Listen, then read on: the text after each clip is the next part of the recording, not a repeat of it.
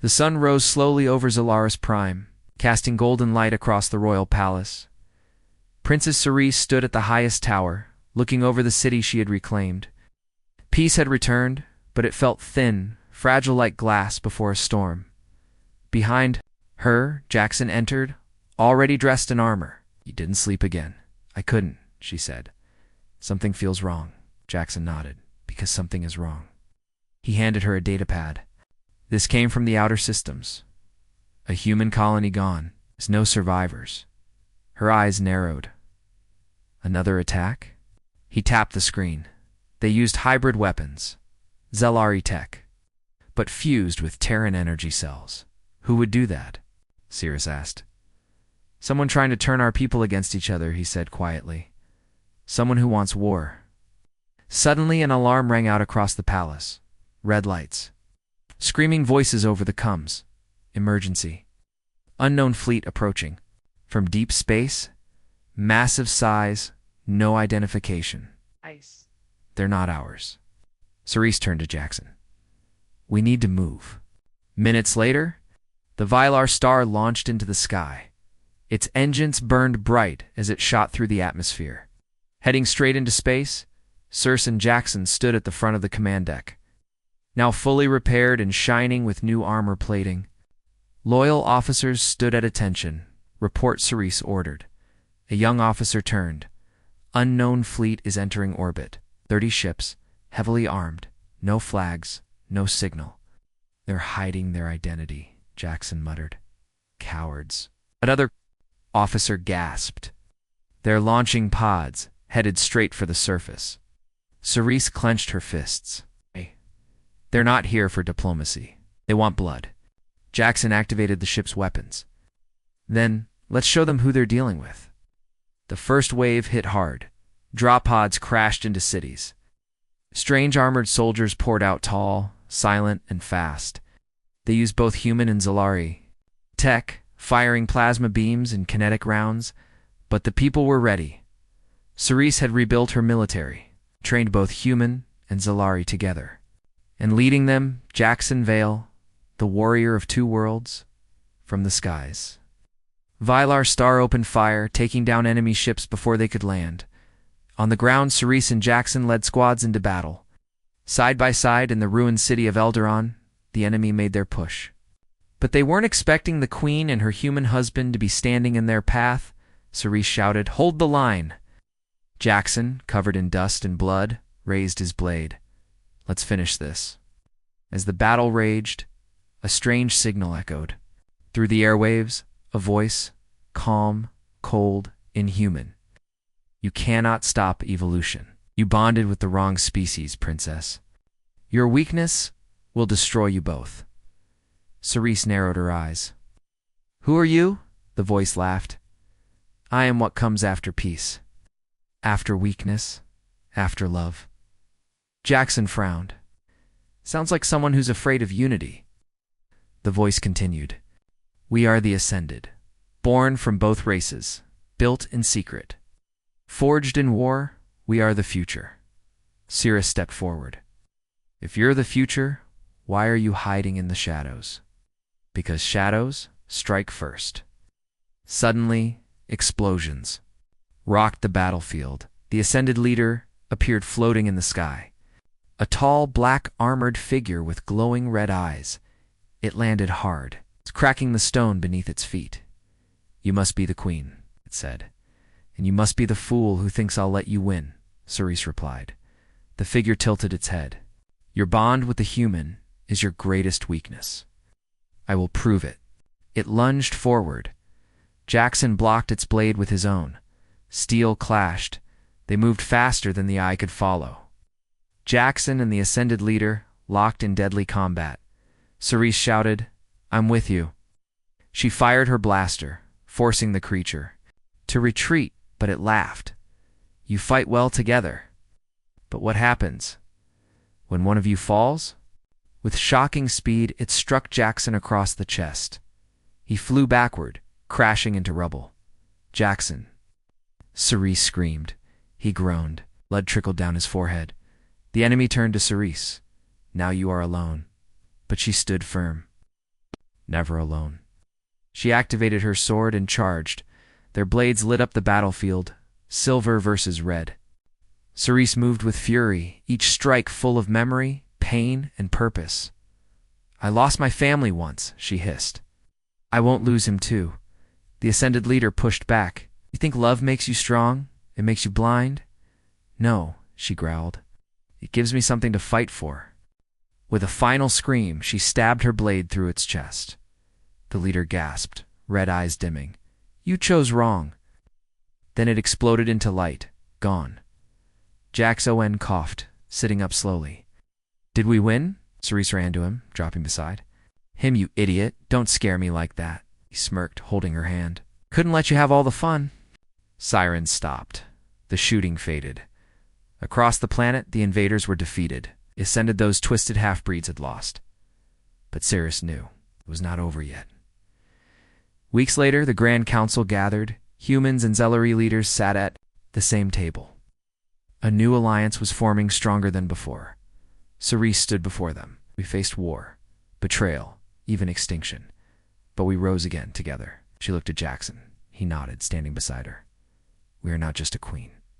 "And a warrior," she said. "We are proof that unity between species is not weakness, it's strength." The hall erupted in cheers. The Unity Pact was signed. A new era began. Later, as stars glowed above the royal balcony, Jackson placed his hand in hers. "You did it," he said. "We did it," she replied. "Still no memory of our old wedding?" She shook her head. "But who needs an old one?" He smiled. "You thinking what I'm thinking?" She leaned in. "New wedding, new vows. On both our worlds." He chuckled. "I don't dance well." She kissed him. "Then you'll just have to fight better." He laughed. Standing in the warm light of a world reborn. And as the stars watched above, the bond that had once been hidden, forgotten, and nearly broken became legend forever. The Vylar star flew like a ghost across the edge of Zellery space.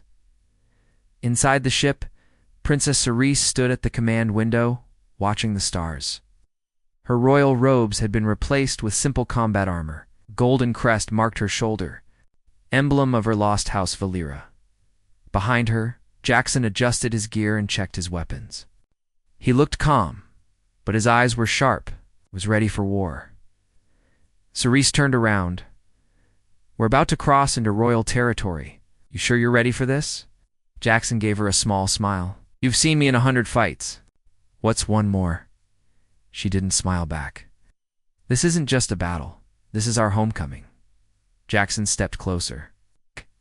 "Then let's go home." On the capital world of Zelleris' prime, the throne was no longer guarded by noble warriors. It was ruled by the traitor Lord Callan, once her father's ally, now her family's enemy. Callan stood in the royal court, surrounded by black-armored soldiers. Behind him was the throne he had stolen. In front of him stood crowds watching. Whispering, afraid, he raised his hand. "Let it be known, Princess Cerise is gone, lost in battle. I, Lord Callan, will now rule as the High Chancellor of Zelari Unity." The hall was silent. Then a voice echoed through the air. "That's funny, Callan, because I'm still alive." Heads turned toward the entrance. There stood Sir, alive, standing tall, her armor glowing, her eyes fierce, and beside her Jackson. In his full human combat gear, weapon drawn, gasps filled the chamber. Some soldiers froze. Others reached for their guns, but Callan just smiled coldly. So, the lost princess returns, the pet human. Sura stepped forward. "That pet saved my life more times than you could count. He's also my husband," gasps. Again, nobles whispered. A royal-blooded marriage bond confirmed. Kellen's smile cracked. "That changes nothing." "It changes everything," Sirius said. "Because I have proof of your betrayal. You ordered the assassination. You sent mercenaries. You broke the royal code." Jackson stepped forward and threw a data chip onto the floor. A hologram flashed up, Callan speaking to mercenaries. Maps. Plans. The explosion that nearly killed her. You tried to kill the future queen, Jackson growled. Kalen shouted, "Guards! Arrest them!" Half the guards hesitated. The other half dropped to one knee. "Long live Princess Cerise." One shouted. The throne room exploded into chaos. Jaxo ducked as plasma bolts flew through the air. Cerise took cover behind a marble pillar. The loyal guards had joined the fight, but Kellen's black-armored enforcers were deadly. "Cover me," Jackson shouted. Cerise rolled out and fired, dropping to enemies with precise blasts. Jackson leapt over the railing and landed behind enemy lines, moving like a storm. His blade cut through the armor. His gun barked fire. Kalen ran toward the back. Cerise saw him. "He's escaping. I've got him," Jackson shouted. He chased Kalen through the golden corridors of the palace. The two men moved like shadows, fast, quiet, deadly, finally in the royal observatory. Kalan turned and faced him. "I underestimated you, human. You always do," Jackson said. Kalan activated a curved energy blade. "You'll never rule. With her, I'll die before I see a human on our throne." Jackson pulled out his combat knife. "Let's test that." They clashed. Metal screamed. Sparks flew. Kalen was skilled, but Jackson was faster and stronger and more focused. In minutes, Kellen's blade fell from his hand. Jackson pinned him to the floor. "It's over," Jackson said. Kalen laughed weakly. "If I die, the rest will rise. You don't belong here. Earth will never be welcome." Cerise appeared behind him. "He belongs with me." Kellen's eyes widened. "You'd betray your own bloodline for him?" She stared at him. "You already did. You betrayed it first." Then she looked at Jackson. "Let him live. Let the people see him punished. No more blood today." Jackson slowly stepped back. Kalen collapsed, defeated. Later in the grand hall, Cerise stood before the people. The news of her return had spread. Across the stars, crowds filled the square. Drones floated above, recording everything. "I am Cerise of House Valera," she said, her voice echoing. "I was born a princess. I became a survivor. And now, I return not to reclaim the past, but to build a better future." Cheers, applause. She raised her hand. "I will not rule alone. I will rule beside someone who fought with honor, who protected me when all hope was gone. A warrior, a husband, a human." Jackson stepped beside her. Some stared, some frowned, but many smiled because they had seen him fight. They had seen him protect her. And they had seen what true loyalty looked like. Cerise. "Finished. Together, we are stronger. Together we rise." The crowd roared. The queen had returned, and beside her the unexpected king. That night, Cerise and Jackson stood on the balcony of the royal palace. The city lights glowed. Music floated in the air. Peace at last seemed possible. Jackson looked at her. "So what happens now?" "I sit on a throne and wave at people." She laughed. "No, you sit beside me, you advise me, you keep me sane, and maybe you teach my generals how to fight like Earth warriors." He smirked. "Deal." She stepped closer, you know. "I still don't remember our wedding as kids, but maybe that's okay," he nodded. "We can make new memories." She took his hand. "Then let's start with one." They kissed, not as strangers, not as allies, but as something more far away. In a hidden base, shadowy figures watched the broadcast. "They survived," one said. "The bond is real," another growled. "This is only the beginning." The human and the princess unite the two worlds. The old powers will fall. A third voice, cold and metallic, spoke from the darkness. Then we'll break them. One way or another. Their screen went black, and the war that had just ended was about to begin again. The ancient temple of Kareth 7 shook as the enemy ships entered orbit. Red lights blinked across the control panel, warning of an incoming assault. Jackson stood beside Cirrus and the old warship's command center hidden beneath the temple. The ship was massive, its metal bones covered in dust. "Its systems asleep for over 100 years. We need to bring it online," Cirrus said. hands flying over the alien controls. Jackson looked around the room. Does it even work? It was built during the First Unity War. These ships were powered by dual Minza bonded pair. She paused. Like us. Jackson raised an eyebrow. You're serious? I wish I wasn't. The control core pulsed. A voice from the ship echoed in the chamber. Welcome, bonded commanders. Preparing core link. Memory interface will begin. Jackson stepped back. What does that mean? Cerise turned pale. It's part of the bonding trial. Ship needs to understand. To test our unity. It will enter our minds. It will show our truths. Jackson looked at her. Trust it? No, she said. But I trust you. He didn't answer. He just nodded. They stepped into the command circle. A ring of light surrounded them. Everything went dark. Jackson opened his eyes.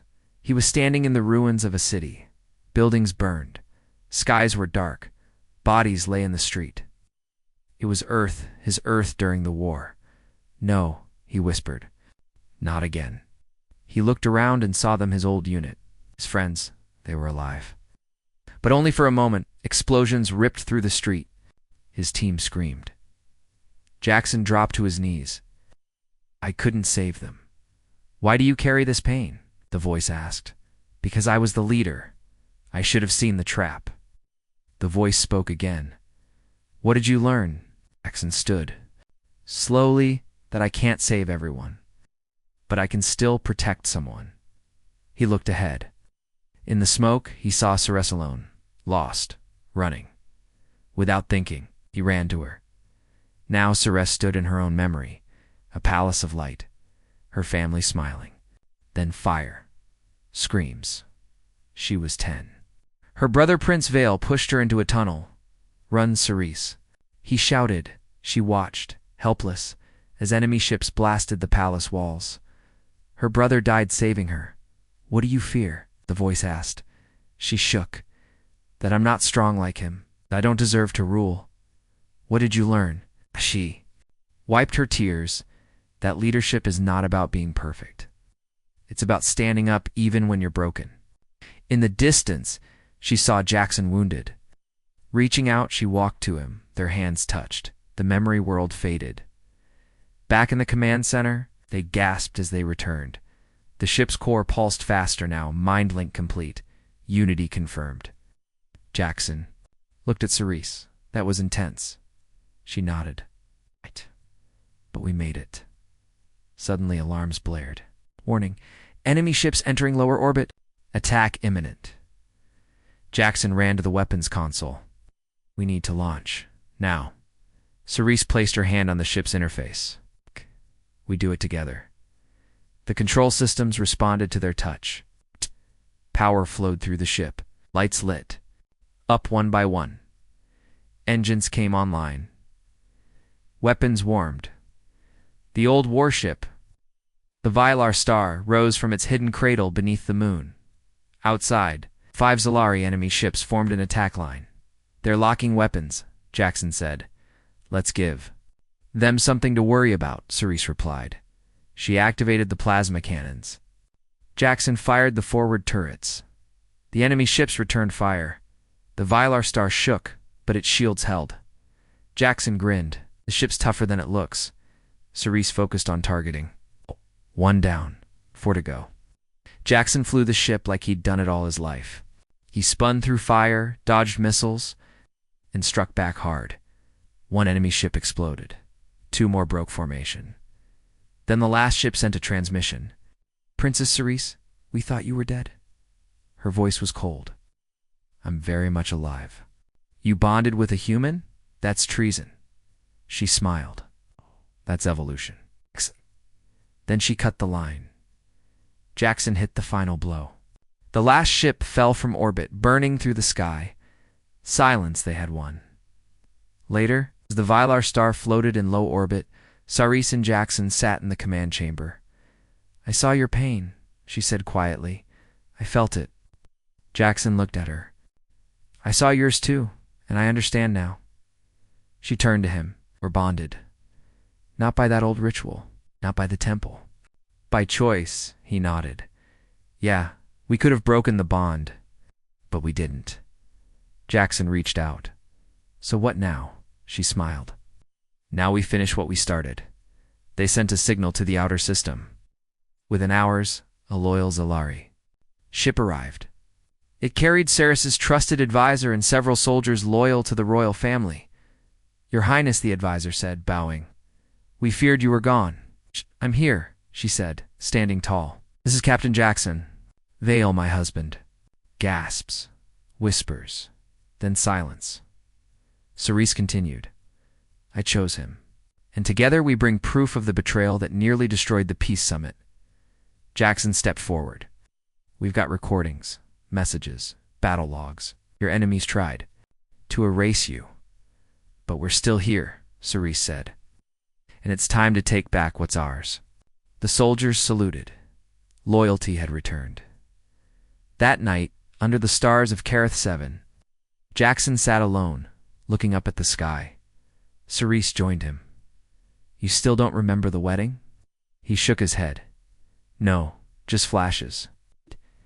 But maybe that's not what matters. She sat beside him. What does matter then? Then I remember now? I remember this. You, the fight. The bond. She looked at him. You don't talk like other humans. He smiled. You don't act like other princesses. They laughed. Just for a moment, there was peace. Then she looked at him seriously. You know, when I first met you, I hated you. I know, he said. Made it very clear. But now? She paused. I'm glad it was you. Jackson didn't say anything. He just reached for her hand. She didn't pull away. And in the silent night, with 2 moons glowing above, the warrior and the princess finally sat not as strangers, not as enemies, but as something real, something powerful, something united. The stars outside the ship moved like silver rivers. Ceres sat near a wide window, her eyes fixed on the endless black sky. Jackson stood near the controls, talking quietly with the pilot. She couldn't stop thinking about what had happened on Teleria. The explosion, the attack, the escape. And Jackson. He was too calm, too trained. He had saved her life without hesitation. He fought like a warrior, but not just any warrior. He moved like someone who had done it 1,000 times before. Who was this human? This ship is old, Ceres said. Jackson looked back. Yeah, she's not pretty, but she flies under radar. Where are we going? Somewhere safe, he said. A moon called Kareth 7, off the main charts? Ceres frowned. That's a forbidden world. My people sealed it a century ago, he shrugged. And that's why we'll be safe. Nobody will look for us there. But why there? Jackson tapped a glowing chip on his wrist. When the attack started, I intercepted a coded message. Oh. Mentioned Kareth 7. Someone knew about the ambush. I want answers. She narrowed her eyes. You think you'll find them on a ghost moon? I think someone left something behind. Something about you. Hours later, the ship landed on a gray and silent moon. The air was thin but breathable. Giant rock spires stood like ancient guards, and strange glowing plants lit the darkness. In the distance, a tall structure rose from the rocks. That's a bonding temple, Ceres whispered. Zellari nobles used them for rituals. Jackson tilted his head. Marriage rituals? She looked at him sharply. Yes, why? He said nothing, just walked toward the temple with his weapon ready. Inside the temple, the air was warm and filled with humming energy. Old writing covered the walls, glowing faint blue. A strange machine stood in the center of the room, shaped like a flower made of crystal. As they stepped closer, the machine came to life. Welcome, a voice echoed. Royal blood detected. Human DNA confirmed. Bonded pair identified. Ceres froze. What did it say? She asked, her voice shaking. JXON. Stared at the glowing machine. I think it said we're bonded. Scanning match complete. Ceres of House Valera. Jackson Vale of Terra. Ritual registered. Confirmation. Married. The words echoed in the chamber. Ceres stepped back. No, that's not possible. Chicks. Looked stunned. I don't remember any of this. A beam of light shot down from the ceiling, showing an old hologram. A younger Cerise, only a child, stood beside a tall, shadowy figure. A voice spoke in ancient Zelari. To bind the treaty, the princess shall be joined to the champion of Earth. The ritual is sealed until both awaken to its truth. Cerise's heart raced. This was part of an old treaty. My father made it to protect our world during the early Earth-Solari alliance. I was only 5. Jackson stared at the image, and I was there. Your name wasn't known then. You weren't even a soldier. Maybe I was, he said quietly. Maybe they erased my memory. She stared at him, disbelief turning to fear. This is madness. I didn't agree to this. Neither did I, Jackson said. But the bond is real. To break the bond, the temple voice said, you must complete the trial of the joined. 3 tests. Trust. Sacrifice. Unity. Cerise crossed her arms. I want it broken. Jackson nodded. Fine, let's do the trial, and we can both walk away. But a strange feeling tugged at his chest. A memory he couldn't reach. And deep inside Cirrus, something flickered. Not fear, not anger. A question. The first chamber opened. Inside the walls melted into image eyes. Cerise gasped as she saw her palace burning, her mother crying, her brother screaming orders before he died. Jackson watched, silent. He saw a young girl, full of hope, slowly broken by war. Then her vision changed. She saw his memories, a ruined Earth city, smoke and ash, children crying. A battle where Jackson held his dying friend. She turned to him. Why are we seeing this? Voice returned. Trust cannot grow without truth. She stepped closer. You lost people too? He nodded. A lot. Her voice softened. You're not just a weapon. Jackson looked at her. And you're not just a crown. The chamber faded. The door opened. Trial 1.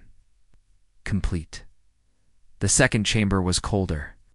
2 glowing pedestals stood. In the middle, sacrifice. One must feel pain. One must choose to bear it. The machine explained. One would face simulated death. The other had to choose to take their place. Jackson stepped forward. I'll do it. Cerise stopped him. No. Let me... I've lived behind walls my whole life. No, Jackson said. No. I'm trained for pain. You're needed by your people. She grabbed his arm. I don't care about politics right now. He looked at her. Her hand stayed on his armor. Without. Another word, he stepped onto the pedestal. Pain surged into his body. A bright light surrounded him. His skin felt like fire. His breath came in gasps. Cerise cried out. Stop it. Stop. Then the pain stopped. Jackson collapsed. Cerise caught him. You idiot, she whispered. Why? Because I could, he said weakly, and because I wanted to protect you. The machine chimed, Trial 2, complete. The final room was quiet. Just a mirror stood in the center. Unity, not by blood, not by war, but by choice. They stood in front of the mirror. In it, they saw themselves together. Not as enemies, not as strangers, but as 2 people who had shared something deeper than they realized. Cerise whispered, We were never enemies. Just 2 sides of the same scar. Jackson nodded. And maybe we were always meant to meet again. The mirror glowed. Trial 3, complete. The bond pulsed with light. The machine spoke. Bond may now be broken. Silence. Cerise looked at Jackson. We can walk away now. He nodded slowly. Yeah, we can. But neither of them moved. She looked at him. Do you want to? He shook his head. No, she stepped closer. Neither do I. Outside the temple, their ship waited. The pilot called them in. We've got a problem, she said. Okay, an enemy fleet just arrived in orbit. Zelari ships, but not friendly ones. Cerise's eyes narrowed. That's House Malarian. They were against the treaty. They think I'm a... Dead Jackson loaded his rifle. They're here to finish the job, pilot sighed. We don't have the weapons to fight a fleet. Cerise looked back at the temple. There's an old command center beneath it. I saw the signs. Maybe we can activate one of the ancient warships. Jackson grinned. Well, that's a plan. As they raced back into the temple, Cerise whispered to herself, married to a human, and now fighting beside him. Jackson heard her and chuckled. Worst honeymoon ever. She smiled, just a little. Maybe fate wasn't such a cruel thing after all. The stars above Teleria shimmered like silent witnesses. On this peaceful, neutral planet, leaders from across the galaxy gathered. The war had ended, but peace was still fragile. Teleria was a place of diplomacy, a place where enemies shook. Hansen smiled with tired eyes. Princess Cerise of the Zellery Dominion stepped out of her silver cruiser, tall and proud. Her skin shimmered, a faint violet under the planet's twin suns. Her golden crown caught the light. Her long white robes trailed behind her like waves. Cerise hated being here. She hated the forced smiles, the lies, the speeches. Most of all, she hated that humans would be part of the talks. Her people had lost too much in the war. Her brother died on a human battlefield. Her capital was burned by human ships. Peace, she whispered coldly, always tastes like ash. Princess, said a voice behind her, your escort has arrived. She turned and narrowed her eyes. The human stood tall, maybe over 6 feet, with dark hair tied back in a short band. His armor was standard Earth Defense Force gray, tough, and scratched from battle. A long scar ran across his left cheek, but he didn't try to hide it. Captain Jackson Vale, the man said. Your bodyguard for now. You, she asked. Almost laughing, I expected someone more refined. Jackson smirked. Sorry, Princess. We ran out of princes. He walked ahead without waiting for her. Cerise blinked, stunned by his rudeness. The summit halls were large and bright, full of strange creatures in rich clothing. Some had feathers, others had scales. All had one thing in common. They were tired of war. As speeches began, Cerise sat. Beside Jackson, her arms crossed. You don't talk much, he said quietly. Why would I speak to the enemy? He tilted his head. We're not enemies anymore. She gave him a sharp look. No, now you're just a bodyguard. Try not to lose focus. Jackson didn't respond. He just looked forward and stayed alert. She didn't notice his eyes scanning. The crowd, she didn't see how his hand stayed close to his sidearm. She was too busy thinking about how much she hated being here. The explosion came without warning. The wall behind the podium shattered. A blast wave hit the crowd. Screams filled the hall. Dust and light rained down. Cerise was thrown from her chair. Her ears rang as she saw burning banners, shattered glass, and people running. Jackson was already moving. He grabbed her arm. Up! Move! What happened? She asked. Dizzy? No time, he shouted. This was planned. We're under attack. He pulled her through the smoke. Behind them, masked attackers fired plasma rifles. Security bots fought back, but chaos ruled. Cerise stumbled. Jackson caught her. Stay close, he ordered, and don't argue. For once, she didn't. They ran through side halls and into a service tunnel. Jackson kicked open a panel and pushed. Her inside, he followed, sealing the door behind them. Cerise sat down, shaking. Who would dare someone who doesn't want peace, he said, breathing hard. And someone who wants you dead. Me? Why? You're the last royal voice on your council, he said. Without you, no peace talks. No unity. Cerise looked at him. He was focused, calm, even as explosions echoed outside. How did you react so fast? She asked. I've seen ambushes before, he said. This wasn't my first. She noticed the way his eyes scanned every corner, how his hand stayed ready. You're not just a bodyguard, are you? She asked quietly. Jackson didn't answer. Hours passed. They moved through old tunnels under the city. Jackson led the way with a small light on his wrist. Cerise followed, her anger slowly turning into curiosity. You fought in the war? She asked. Yes. Where? Too many places. She waited, then asked, "Have you killed Zelari?" He stopped, turned slightly, "Yes." She looked away. "Then why are you protecting me?" He didn't answer right away. "Because peace matters. And because I made a promise." "To who?" He looked at her, and for a moment, something strange passed between them. "Familiarity? I don't remember," he said softly, "but it mattered." They reached an old underground port. Broken ships sat in the dark, covered in dust. "This place is abandoned," Cirrus said. "Not for long," Jackson replied. "I sent a signal before we left the summit. Friend owes me a ride." Cerise frowned. "You planned an escape?" "I planned for things to go wrong." Suddenly alarms beeped on his wrist. Movement. Enemies. "Too late," he muttered. "We've got company." He pulled out his weapon. "Stay behind me."